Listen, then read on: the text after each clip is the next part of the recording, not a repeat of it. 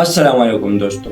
مضبوط و چاق و چوبن جسم، دراز قد، سرخ و سفید روشن چہرہ، چوڑا اور کشیدہ سینہ، چمکتی عقابی آنکھیں، شاہسواری، نیزہ بازی، تیر اندازی اور شمشیر زنی کے خوگر، جنگی حکمت عملی اور سیاسی چالوں کے ماہر، بے خوف نہ ڈر بہادر، جری پاک دامن شریف النفس، عبادت گزار قسمت کے دنی، برق رفتار آتش جوا شغلہ بیا، سالار اعظم حضرت خالد بن ولید رضی اللہ عنہ.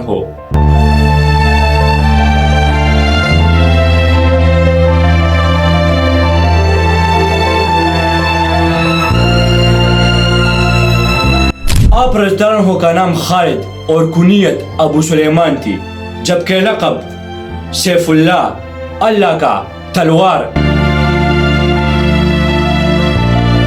یہ نام حضرت محمد صلی اللہ علیہ وسلم نے حضرت خالد بن ولید رضی اللہ عنہ کو دیا تھا. آپ کا سلسلہ نسب یہ ہے: خالد بن ولید بن مغیرہ بن عبداللہ بن عمر بن مخزوم بن یغزہ بن مرہ بن کعب بن لؤی. اس طرح آپ رضی اللہ عنہ کا سلسلہ نسب حضرت محمد صلی اللہ علیہ وسلم اور حضرت ابو بکر رضی اللہ عنہ کے ساتھ ساتھ پشت پر جا کر ملتا ہے. آپ کی والدہ کا نام لبابہ صغرا ہے، جو رسول اللہ صلی اللہ علیہ وسلم کا زوجہ امام المؤمنین حضرت میمونہ رضی اللہ عنہ کی ہمشیرہ تھی اور حارث بن حزن حلالی کی بیٹی تھی. ان کا اور حضرت خالد بن ولید رضی اللہ عنہ کے والد ولید بن مغیرہ کا سلسلہ نسب مزر پر جا کر ملتا ہے. روایات لکھتے ہیں کہ حضرت عمر رضی اللہ عنہ اور حضرت خالد بن ولید رضی اللہ عنہ کی عمر قریباً برابر تھی. قیاس ہے کہ حضرت خالد بن ولید رضی اللہ عنہ کی ولادت رسول اللہ صلی اللہ علیہ وسلم کی ولادت سے 12 سال بعد ہوئی تھی. خالد بن ولید قبیلہ بن مخزوم کے سردار اور قریش کے بااثر رئیس ولید بن مغیرہ کے گھر پیدا ہوئے. آپ رضی اللہ عنہ کے والد ولید بن مغیرہ اور طائف کے رئیس عروہ بن مسعود اور ثقفہ کا شمار ایسے معززین میں ہوتا تھا کہ جن کے بارے میں قریش کہا کرتے تھے: اگر اللہ کو قرآن نازل کرنا تھا تو ان پر کیوں نہ کیا. غزوہ احد، کفار مکہ کی دوسری لڑائی میں حضرت خالد بن ولید رضی اللہ عنہ نے حصہ لیا، مسلمانوں کا مقابلہ کیا. جنگ احد میں رسول اللہ صلی اللہ علیہ وسلم نے مسلمانوں کی ایک جماعت جبل رمات پر معمور کیا اور سخت حکم دیا کہ کوئی بھی اپنی جگہ سے نہ ہٹنا. جب لڑائی شروع ہوئی تو مسلمانوں نے کفار مکہ پر ایسا زبردست حملہ کیا کہ کفار مکہ میدان چھوڑ کر بھاگ گئے. مٹھی بھر مجاہدین احد پہاڑ کے سائے میں لڑی جانے والی جنگ جیت چکے تھے اور کفار مکہ رائے فرار اختیار کر رہے تھے. اس میں جو مجاہدین جبل رما پر تھے تو وہ لوگ کہہ رہے تھے کہ اب ہم جنگ جیت چکے ہیں، اب ہم بھی اپنا حصہ لے لیں، ہم بھی جاتے ہیں میدان جنگ میں. اب ان لوگوں کے امیر نے منع بھی کیا. حضرت محمد صلی اللہ علیہ وسلم کا حکم واضح موجود تھا. مجاہدین مورچہ چھوڑ کر میدان جنگ کی طرف چلے گئے کہ اچانک ایسے موقع پر پسپا ہو کر بھاگنے والے قریش کے سالار حضرت خالد بن ولید رضی اللہ عنہ کی نظر جبل رما کے خالی مورچے پر پڑی. اس طرح حضرت خالد بن ولید رضی اللہ عنہ برق رفتاری سے جبل رما کی طرف گیا اور ادھر چند مجاہدین کو شہید کیا اور مسلمانوں پر ٹوٹ پڑے. حضرت خالد بن ولید رضی اللہ عنہ کا حملہ اتنا اچانک تھا کہ مسلمانوں کو اپنے آپ کو سنبھالنے کا موقع بھی نہ مل سکا. میدان میں افراد تفریح کا عالم چھا گیا اور کسی نے ادھر افواہ پھیلی کہ نبی کریم صلی اللہ علیہ وسلم شہید ہو گئے. اس طرح مسلمانوں کا بہت نقصان ہوا، بہت مجاہدین شہید ہوئے.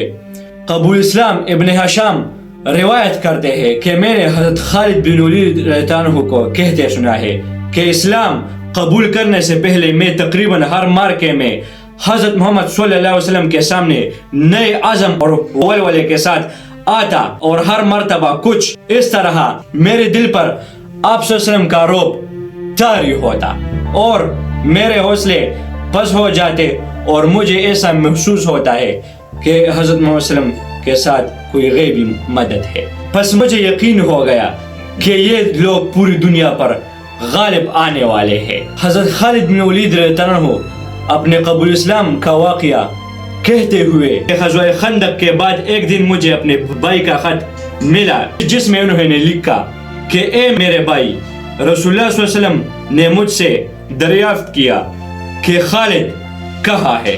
میں نے عرض کیا کہ یا رسول اللہ صلی اللہ علیہ وسلم، انشاءاللہ وہ بہت جلد آپ صلی اللہ علیہ وسلم کے قدموں میں ہوگا۔ اس خط کے بعد ایک دن میں نے خواب دیکھا کہ میں تنگ اور تاریک بھیانک جگہ سے ایک سرسبز اور شاداب اور کھلے میدان کی طرف جا رہا ہوں۔ میری آنکھ کھلی تو میری دنیا بدل چکی تھی۔ میں نے عثمان بن طلحہ رضی اللہ عنہ کو مدینہ جانے کو کہا تو وہ خوشی خوشی میرے ساتھ جانے پر راضی مند ہو گئے اور ہم اللہ کی راہ میں نکل پڑے۔ ابھی ہم کچھ ہی دور گئے تھے کہ ہمیں راستے میں عمر بن عاص رضی اللہ عنہ نظر آ گئے، وہ بھی اسی مقصد کے لیے مدینہ جا رہے تھے۔ چنانچہ ہم نے اپنے آپ کو بارگاہ رسالت صلی اللہ علیہ وسلم میں پیش کیا۔ رسول اللہ صلی اللہ علیہ وسلم نے صحابہ کرام رضی اللہ عنہ سے ارشاد کیا، مکہ نے اپنے جگر گوشے تمہارے جانب پھینک دیے ہیں۔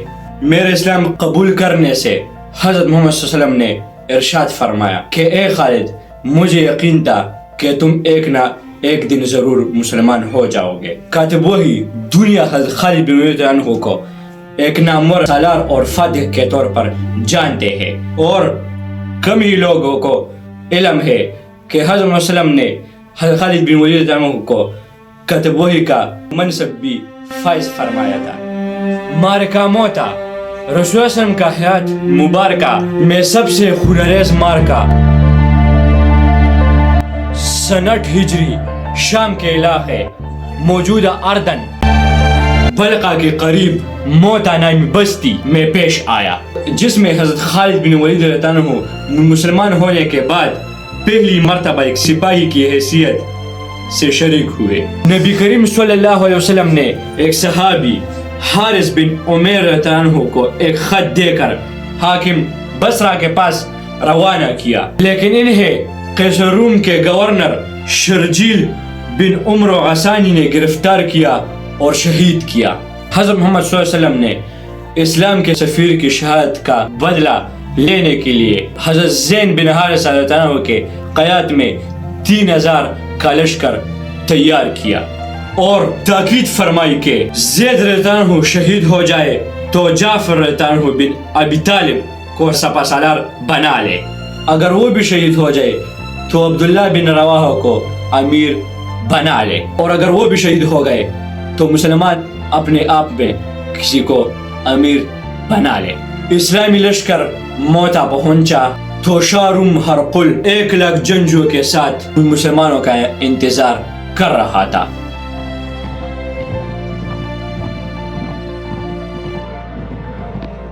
گمسان کی جنگ ہوئی اور مسلمانوں کے تینوں سپہ سالار شہید ہو گئے۔ مجاہدین کے لیے یہ مایوس کن صورتحال تھا۔ میدان جنگ میں رومیوں کا قبضہ تھا، ایسے میں مسلمانوں نے فوج کے ایک سپہ سالار حضرت خالد بن ولید رضی اللہ عنہ کو چنا اور مجاہدین نے حضرت خالد بن ولید رضی اللہ عنہ کو سپہ سالار منتخب کیا۔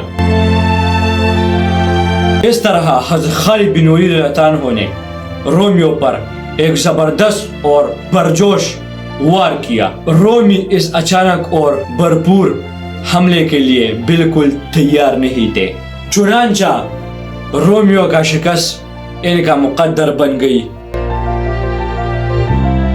صحیح بخاری میں ہے حضرت خالد بن ولید رضی اللہ عنہ کے ہاتھوں میں 9 تلواریں ٹوٹ گئی تھی، پھر میرے ہاتھ میں ایک یمنی بانا اور چھوٹی تلوار رہ گئی۔ ادھر مدینہ میں جنگ موتا کے روز ہی رسول اللہ صلی اللہ علیہ وسلم نے وحی کے بنا پر فرمایا کہ جھنڈا زید رضی اللہ عنہ نے لیا اور وہ شہید ہو گئے، اور پھر جعفر رضی اللہ عنہ نے لیا اور پھر وہ بھی شہید کر دیے گئے، اور پھر ابن رواحہ رضی اللہ عنہ نے لیا اور وہ بھی شہید کر دیے گئے۔